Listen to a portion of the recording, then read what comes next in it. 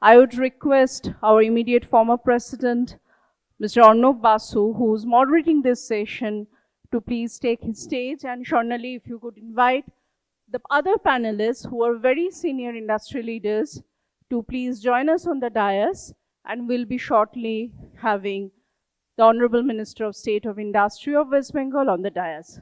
Shornali, over to you. Hello. Thank you, Angana. So the next session is Policy and Business Blueprint for the State. As already mentioned by Angana, this session would be moderated by Mr. Arnob Basu, immediate former President, BCC&I, Global Client Partner, PwC India. I would now like to welcome on stage our esteemed panelists, Mr. Deep Kishore Sen, former board member and advisor to CMD and Head Development Projects, L&T Limited. Mr. Navneet Narayan, Senior Vice President, Bengal Chamber of Commerce and Whole-Time Director and Chief Executive Officer, Holdia Petrochemicals Limited. Mr. Ravindra Chamaria, Chairman, Infinity Group.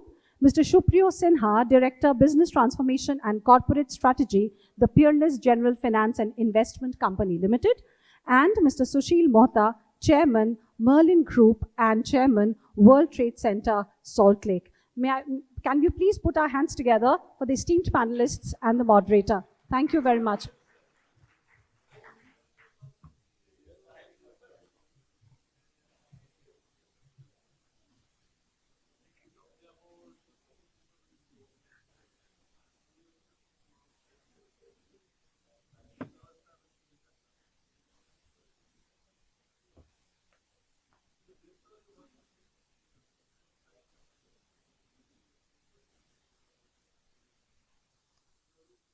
Okay, good afternoon.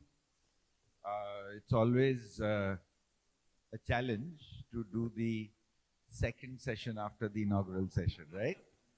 And being the immediate former president of the chamber, you can understand how much love the chamber has for me, that they have, entrusted me with this, quite a telling job of not only running this session, but also speaking right after Sanjeev Sanyal, right? So I can understand, the challenge which I am, facing, but we'll try to see, how we can do some justice with this eminent panel that we have today.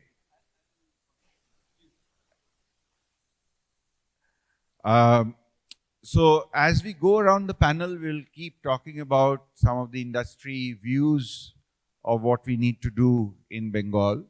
But just to lay the context, I would probably say that, we heard from the Honorable Minister, we heard from the, eminent panelists in the previous session as well, that it had been a very different Bengal probably 50, 60 years back.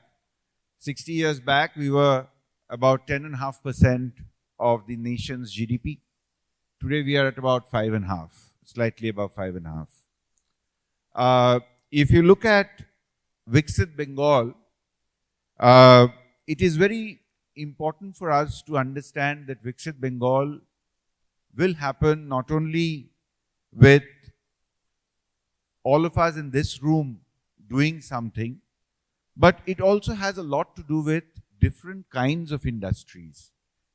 The way we define industry today is much broader, and we have to think of different things, different aspects of industry when we think of defining what is the North Star of tomorrow that West Bengal is going to, aim for, aspire for. We heard from the Honorable Minister. The Urban Land Ceiling Act is probably going to get scrapped. It's something which we have been asking for quite some time. Land reforms are very much needed. Even today when we were discussing in, smaller groups, getting access to some of the land for industry is a very, very big important aspect. And in some of these, the amount of impact that can happen is sometimes left unsaid. If you look at some of the central schemes, some of the direct benefit transfers for women, youth and farmers, it can lead to a significant amount of increase in our GDP of the state. If you look at the capital expenditure, which we have had over the last 10 years, I think there's a need that we have at least a 400 to 600 basis points increase in the capital expenditure for the next 10 years at least.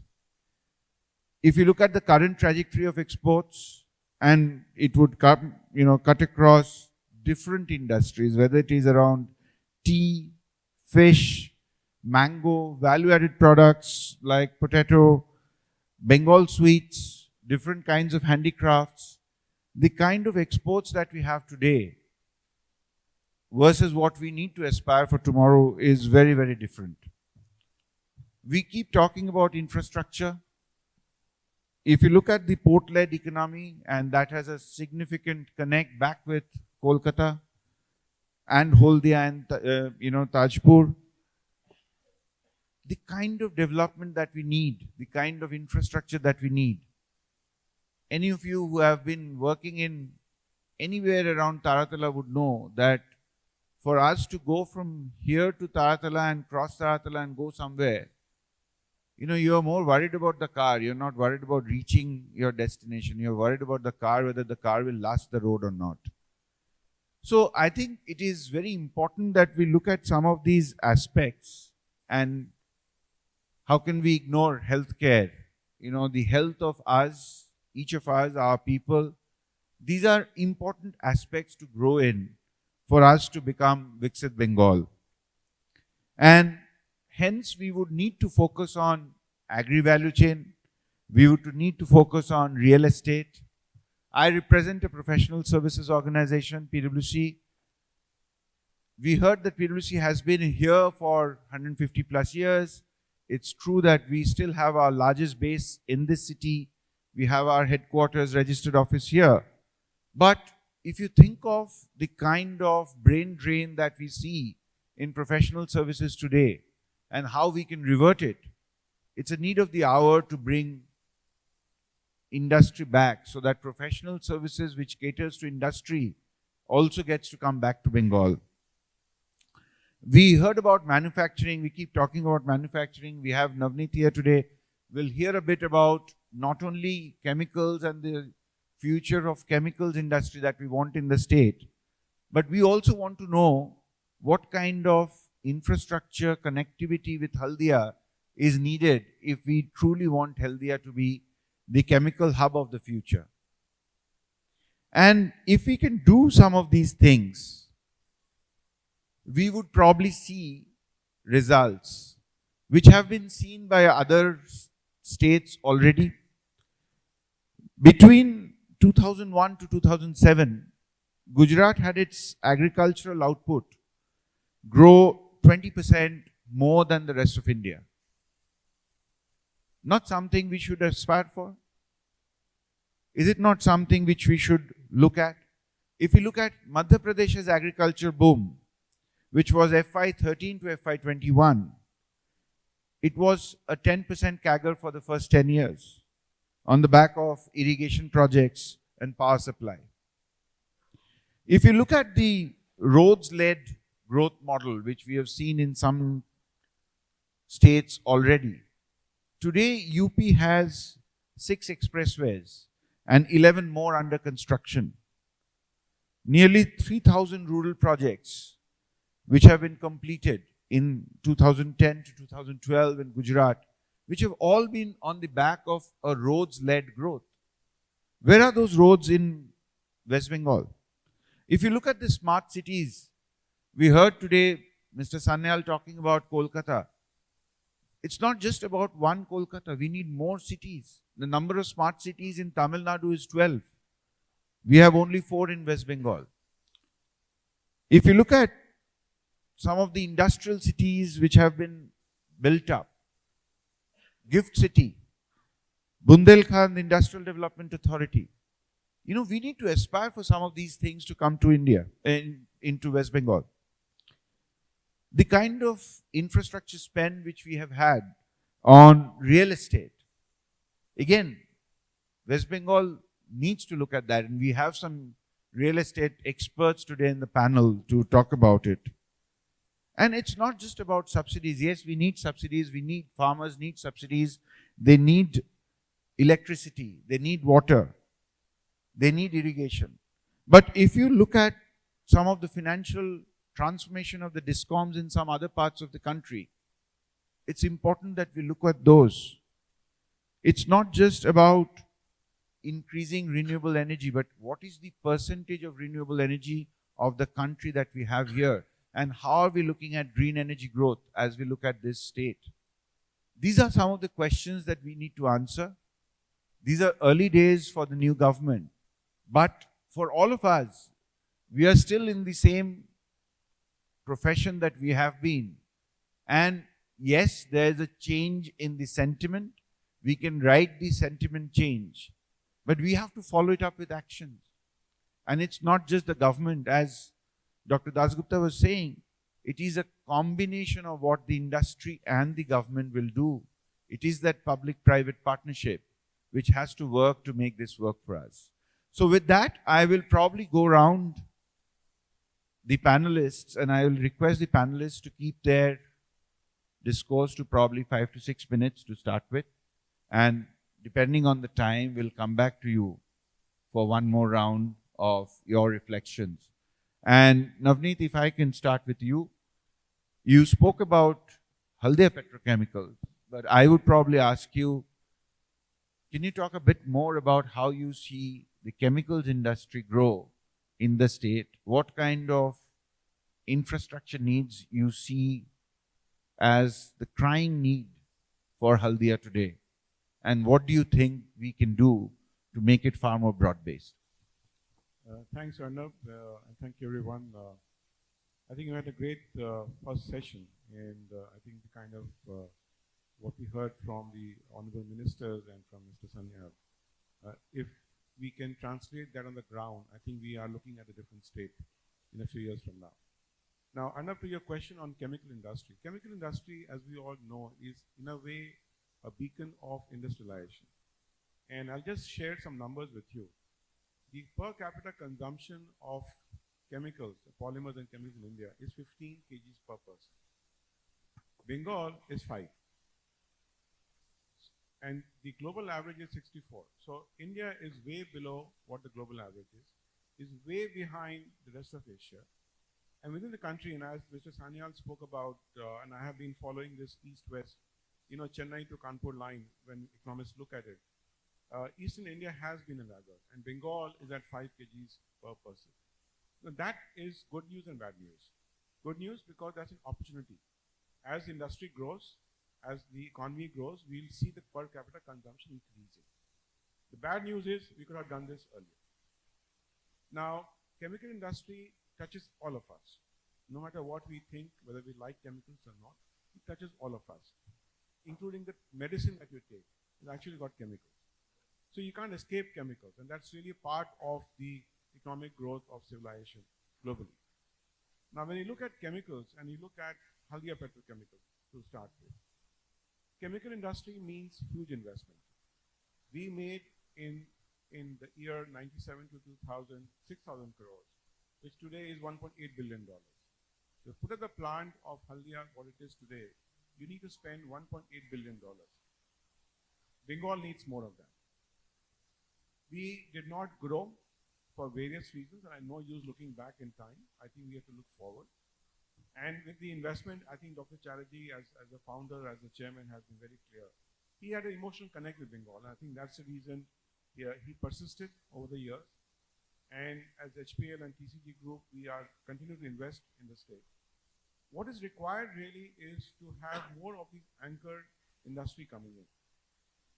And I'll give you an example of our current investment that we're making, another 6,000 crores, where we are putting up India's largest phenol plant. Now, phenol is used for various end use. It goes into phenolic resins, for example. Where do you use phenolic resins? Let's take example of plyboards and laminates. The industry is not in Bengal, but tomorrow you'll have the main feedstock for the industry will be in Bengal. So how do we go and attract investment back into Bengal so that instead of getting the laminates made in Gujarat and other parts of the country and transporting them into Bengal, we actually produce it here and to feed into East, Bengal and other parts of the eastern market. And I think that is really the crux of the matter and what is required to be done. Any industry, any downstream needs a few things. It needs land, and land is not easy to get.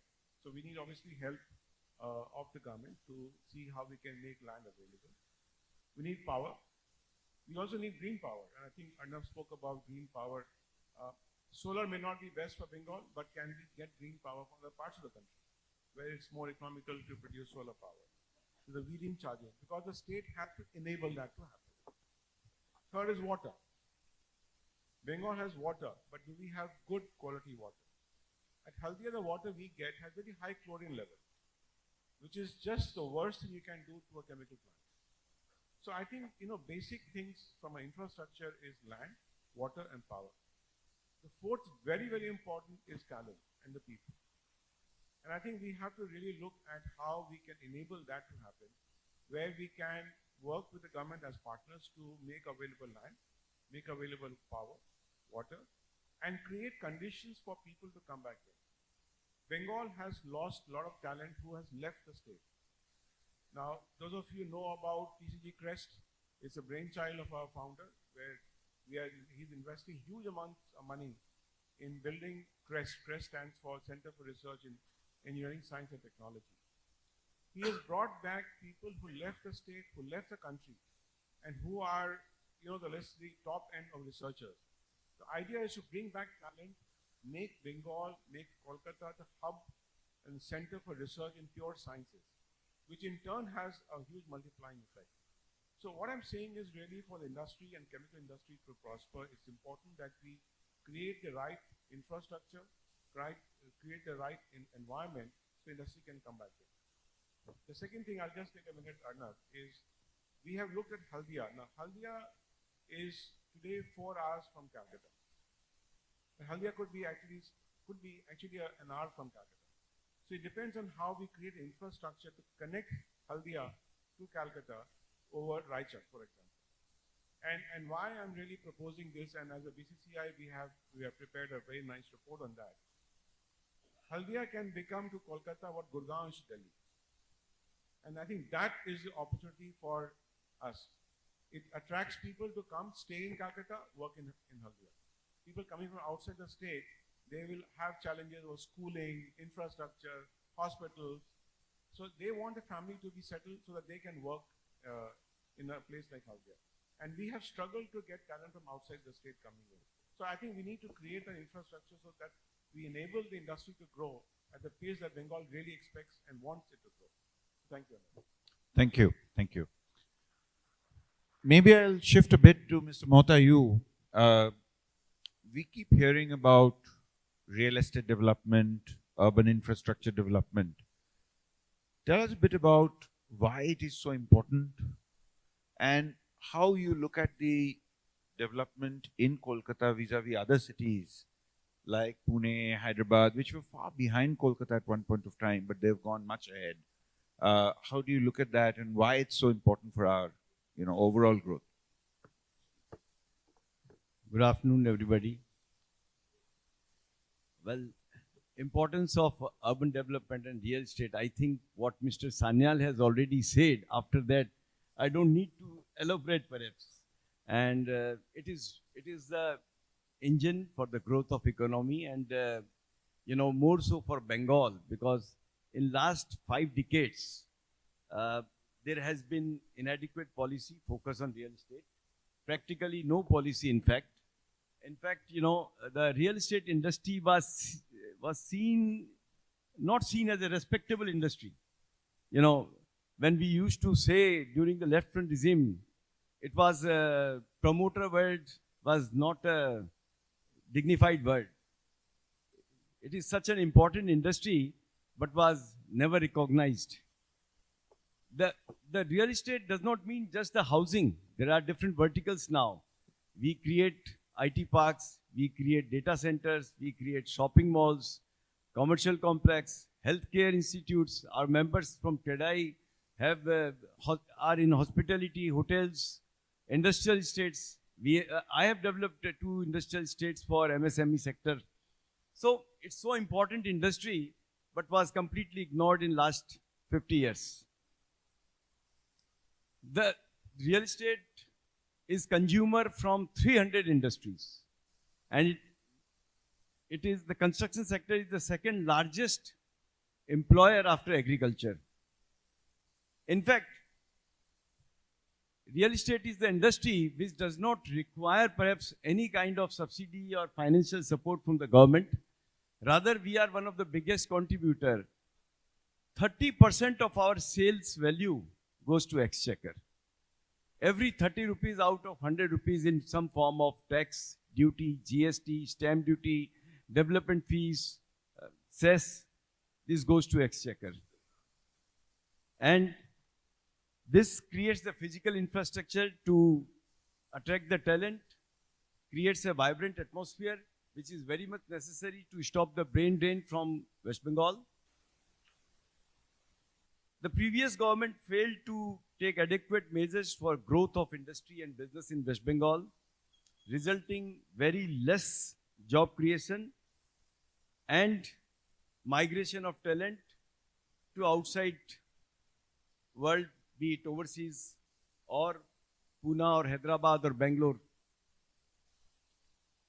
The people here in Bengal were left. There are very few, customers with purchasing power, and it actually became a senior citizen state.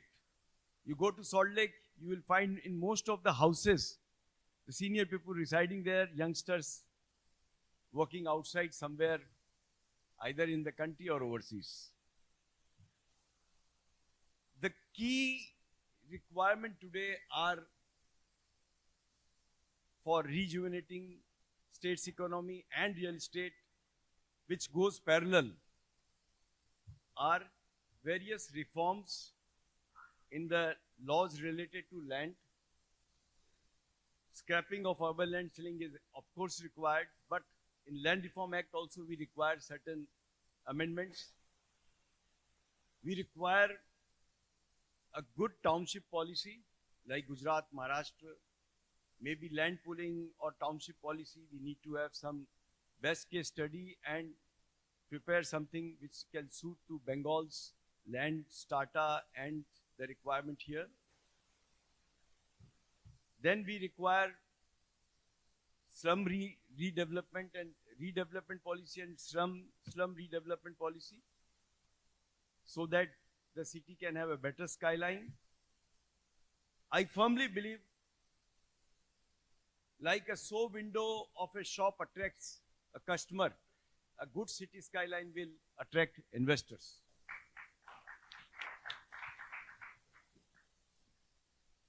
We also need the second generation of infrastructure in Calcutta and other urban centers. For example, clearing the encroachments, widening the road, getting better connectivity by metro or railway or road connectivity. We have very poor connectivity now. We just heard about the Haldia connectivity. It is the same with other part of the state. We have a lovely riverfront which can be rejuvenated and developed.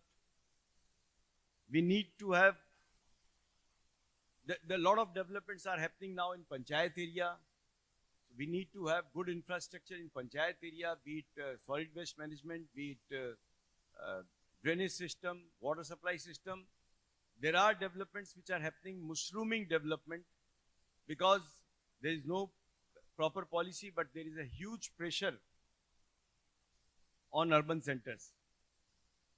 There are 4 lakh people from rural area come to urban and peri-urban area every year. We need to create infrastructure for all those migrants, because these people are coming in search of job opportunities, better health care, better education. So we need to have this policy for that. Otherwise, the city will become further chaotic. Thank you. Thank you, Mr. Moumita. Maybe we'll make a bit of a shift. We have Shupriyo here. Supriya, why don't you talk a bit about your views on healthcare and how the state needs to probably look at health, and also some of the new initiatives that you're seeing with health tech and what we are looking at.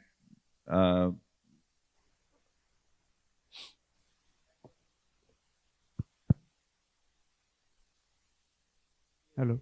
Hello. Maybe take. It's working. Thanks, Arnab. A very important area, like all of the other areas as well. Now, as I speak of healthcare, I just wanted to share something about what Bengal is missing. We've talked a lot about what Bengal has been missing over the last several years. Roughly speaking, and there are no probably official figures, but roughly speaking, the size of the hospital healthcare market today in Bengal is in the range of 35,000 crores, roughly, plus minus. If you look at the set of people from northeastern states, Bihar, Jharkhand, Bengal, Odisha, who move out, migrate every year to places like Delhi, Bombay, Chennai, Hyderabad for medical treatment. Again, roughly speaking, about 1.5 million people do this migration out of the surrounding states around us. And when people move there, you take medicine cost, treatment cost, inpatient, all of that. Very conservatively, people would probably spend about, let's say, 2 lakh rupees, conservatively speaking. You multiply that, it comes to about 30,000 crores, ballpark. So, while the size of our hospital industry is about 35,000 crores, at the same time, there is a leak that is happening of people from around these states who are moving out to the west and south. And that size of that opportunity is almost as big as the size of this sector today in Bengal. And why is this leak outflow happening? It is probably happening because Bengal is not seen as a medical hub. Mumbai is, Delhi is, Hyderabad is, Chennai is. To me, this opportunity needs to be captured from a healthcare perspective. And there are 3-4 things that are probably stopping us. One is just the infrastructure, the physical hard infrastructure. 2 is availability of doctors. 3 is the service quality that we provide to patients. And a perception of clinical outcome. I'm not using the word clinical outcome because it's very fuzzy, but there's a perception. Now, if you look at infrastructure, hospital beds, both government and private sector included, per 1,000 population in Bengal is about 1.5. That's significantly lower than WHO standards, which is 3, and National Health Mission of 2, but it is roughly at par with the national average. The problem is not there. Problem is one level below. Within this 1.5, Calcutta is closer to 3, but the districts in the tier 2 towns have just about 0.8 to 1.3 beds per 1,000 hospitals. And that is where the infrastructure is lacking, and a lot of people from our own state, from the districts and tier 2 towns, actually move out of our state. And that is very sad. So there is something that we need to fix from a pure infrastructure perspective. Charity begins at home in our own state, focused on the districts and the tier 2 towns. The second is availability of doctors. If you look at a similar metric of doctor density, number of doctors per 1,000 population, Bengal is at about 1. Maharashtra is 1.7. Tamil Nadu is 2.2. Telangana is 2.5. It's a huge difference. It's not like 10-20%. It's order of magnitude difference. And that is probably happening, if you then break that down, it's probably happening because of 2 reasons. One, a lot of the doctors who are trained in this state are moving out of the state because the center of gravity of healthcare is in the Bombay, Delhi, Hyderabad and Chennai places.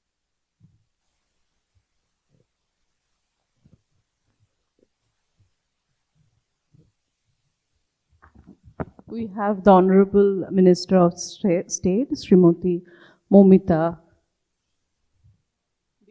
Misra.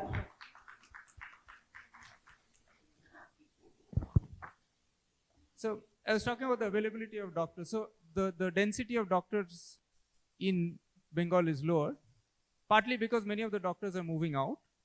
But also, if you look at the supply chain of doctors in the state, the number of MBBS seats per million population in Bengal is 55. In Maharashtra, it is 100. In Tamil Nadu, it is 150. And in Telangana, it is 250. So both from a supply perspective as well as an outflow perspective, Bengal is getting starved of availability of doctors. And then comes the service quality. If you look at Google scores, just as a metric that all of us refer to, of private sector hospitals in these locations, and I did a little bit of AI search on sentiment analysis and so on, Bengal scores 3.8 on an average, and these other locations I'm talking about, places like Chennai, Tamil Nadu, Hyderabad, Telangana, Mumbai, is at about 4.3. Now, if you think about taking any service, it's a hotel, it's a hospital, it's a doctor, you look at two scores, you go to Google, you look at two scores, one is 3.8, one is 4.3. It's very obvious where you would go. And it sounds like 0.5, but that is a lot of difference out of 5. So I think, just to summarize, Bengal is losing a massive opportunity in terms of healthcare, and that opportunity size is as big as the size of the industry is today, 35,000 crores, and that's the worth of people from our state and surrounding states who are moving out, who should otherwise be coming to Calcutta, to Bengal, for their medical treatment. And to fix that, I think 3 important things. One is to focus on the infrastructure of hospital beds, especially in the districts and tier 2 towns. 2 is to pretty significantly increase the supply line of doctors. And I'm delighted that the government in the recent announcement has been talking about more MBBS seats, more medical colleges, AIIMS, all of that. I think whether those numbers will be enough, I don't know, but that's exactly a step in the right direction. And finally, I think the private sector and the public sector need to come together to just raise the standards of patient service and service quality. Otherwise, if these 3 things don't come together, it's a bit of an and logic. The wheel won't move. Thank you. Thank you, Shuprio. Thank you. So we will probably move to Mr. Shen. Mr. Sen, L&T has been very active in some states. We would like it to be as active in our state as well. But if you just think of, what L&T has been announcing in the public records around investments in Tamil Nadu, for example, more than 18,000 crores being invested. When we look at L&T's foray into West Bengal, it has been far more muted. Yes, you are building the Gangasagar Setu in Muriganga, and there's been some amount of work. But if you look at big items like electronics manufacturing, green energy, there we haven't seen L&T so active. So maybe a bit of your views on how we can get L&T more involved in the state. See, Arnab, L&T is actually very well known to build things. We do building and we build and scoot. We don't build and squat, because we believe that the amount of energy that is stuck up in running an infrastructure, if we can free it and keep on constructing, we will be having more. We'll be able to build more, assets across the country. In fact, in Mumbai itself, you see, we have done the Trans-Urban Link. There is the Atal Setu, the Coastal Road, the Mumbai Metro, the Mumbai airports, the actually Mumbai-Nagpur Expressway. We have been building across Mumbai and also around the areas. Hardly we have invested anything in Mumbai. Investment by L&T should not be taken as a prime, actually, benefit from L&T. L&T should be allowed to build.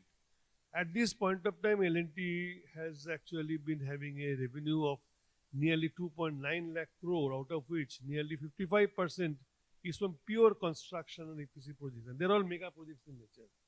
And it's being appreciated. We build some very strategic business projects for the classified projects for the government of India, like weapon storage, like submarine, nuclear submarines. The sixth one is in construction. Fifth already launched and is going around protecting India. We have done nuclear power equipment manufacturing. We make special steel, and then we do forging of 10,000 tons press to make it compatible with very high level of grueling requirements of the nuclear power. So L&T is very good in doing all these things. We do defense. We build missile launchers. We build actually the strategic part of the rocket which goes across up to the moon, where or the satellites for energy and for communications. So if I build one, I may invest some money, but then I will be able to be more efficient if you allow me to build for the entire state for everybody. That is not a sales talk, by the way. It's actually a real, genuine, actually our competency. But yes, we are into some new age technologies, like say semiconductor. We have to build that where that actually is conducive for us to actually build it. The state supports it. At this point of time, we are planning to have the indigenous manufacturing of rare earth permanent sintered magnet. As the government is coming up with an incentive scheme, we are trying. But where we got the land? We got the land in Odisha. 300 acres of land. And I must tell you, Arnab, you must also tell why PwC is handholding Odisha government, and Odisha government is becoming very well. Tell me. We would be honored to handhold the West Bengal government. Yeah, so I have been witnessing. We have our government sector team fully present here. So you pull my leg, I pull your leg. Okay. So what I mean to say is that I am, frankly speaking, for last 10 years I have been seeing PwC completely housed inside the government. The government has changed. PwC has not changed, but the Odisha as a state is progressing very fast. So what I mean to say is that it requires a lot of willing minds. If you ask me now, we were not there in the state after building the AJC MoS flyover. After that, we had so much of problems, we stopped coming here. And then we baby step walked into doing some Park Sakas rail over bridge, some Khidirpur flyover, some Batanagar flyovers and all that. Trust me, one of these Batanagar flyover was built as a boot project by us. This is actually failed project. We have lost all our money. So you have to understand, while the traffic is going up, people are traveling underground under the road, under the flyover without any toll. So you got to understand the state has to support whatever we do. So we are now into data centers. Yes, we have actually applied to the government, and my paper was stuck up for land. And once we get the land, we are going to build a tier 3 type, which is the best type of actually data centers. And obviously, I told about the software park, which is first phase is over. By the way, you should know, I had actually asked for the state to give me land for building a software park, which will be in 3 phases. And they gave me time for 3 years. 2023, they gave me, I must finish everything, entire thing by 26. In between, there's a global slowdown. The IT industry went down, and people actually were employed. They were losing jobs. So obviously, we could not scale up. So I have applied to the government to extend it for another, to at least 2030. All these things are happening. So there has to be very conducive atmosphere. By the way, I must tell Arnab that every state has prospered by bringing in mega projects, super mega projects, and that's what, like high-speed rail. High-speed rail has given so much of employment and generated so much of business downstream or upstream, because there are SMEs, MSMEs, there are actually contractors, fabricators. Everybody gets benefited by if a mega project runs, because not everything is done by the company. At least for 50% we actually sublet to smaller companies to make the entire ecosystem very good. Airports, we tried to get the airport in Kolkata, we could not get it, but we built the Mumbai airport, Hyderabad airport, Chennai airport, Delhi airport, and they are all in right time, correct time, and they are actually landmarks of very good workshop done, workshop done.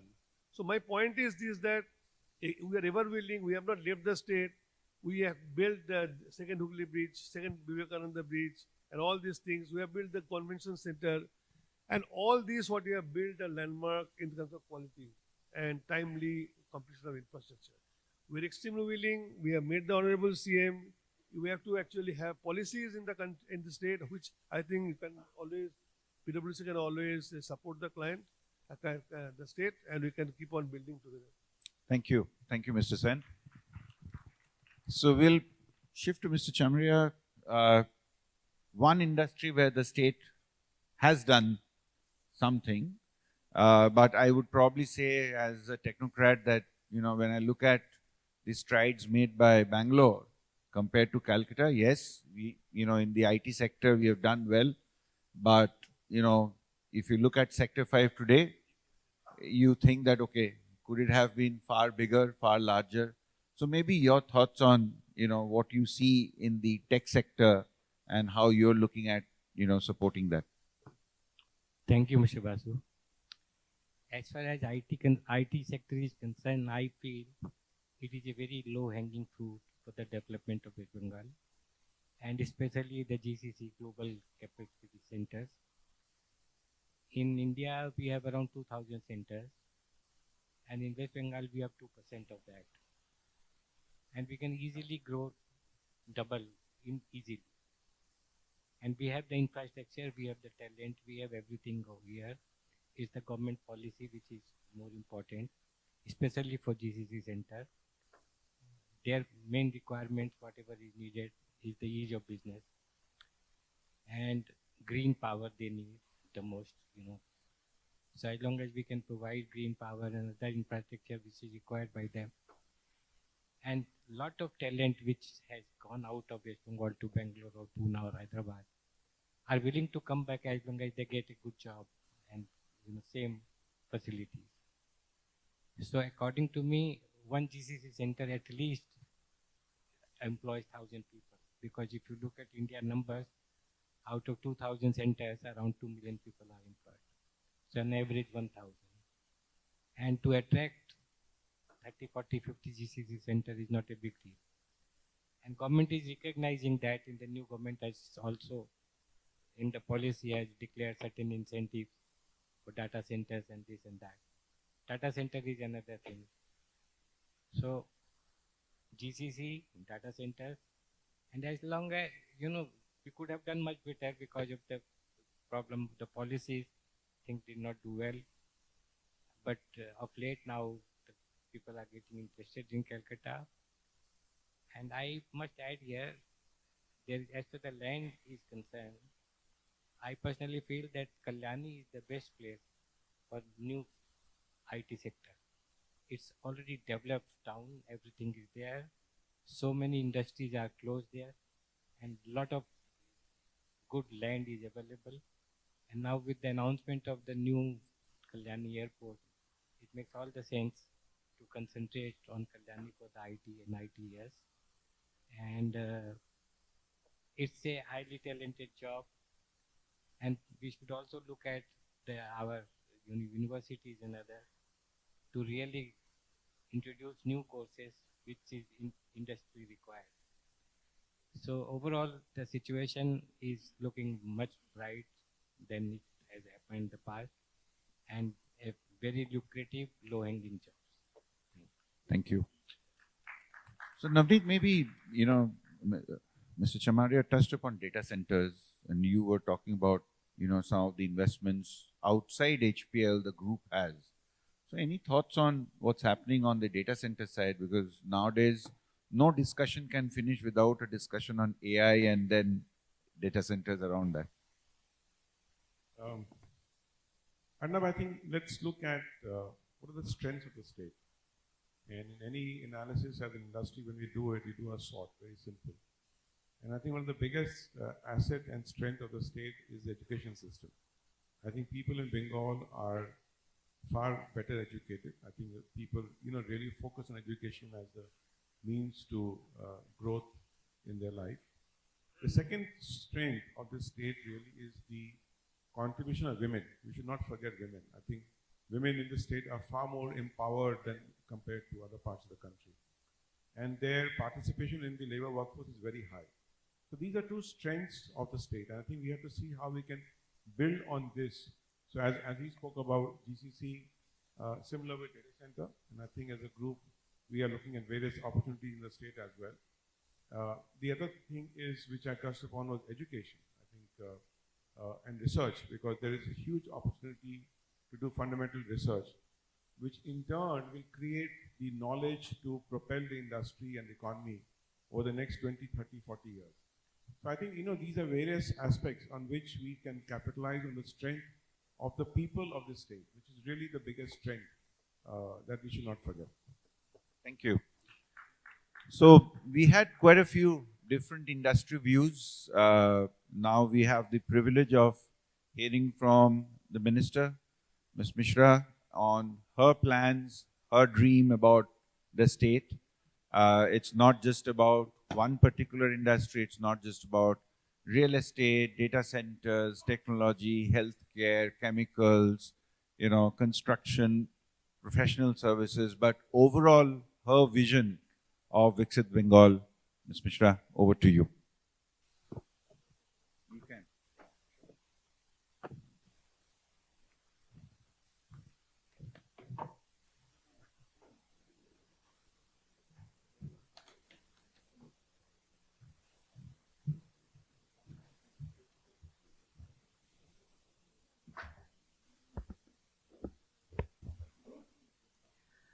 Namaskar, Kolkata.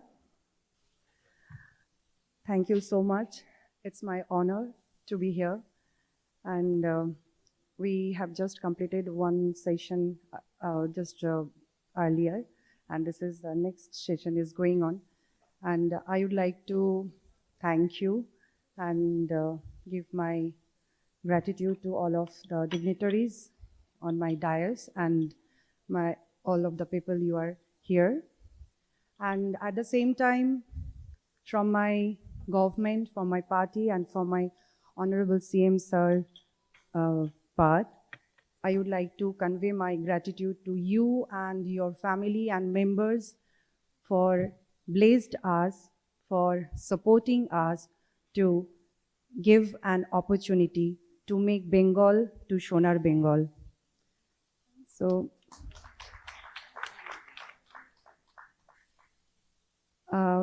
our Honorable Prime Minister, once he came and assured you all that bhoy out, bhorsha in.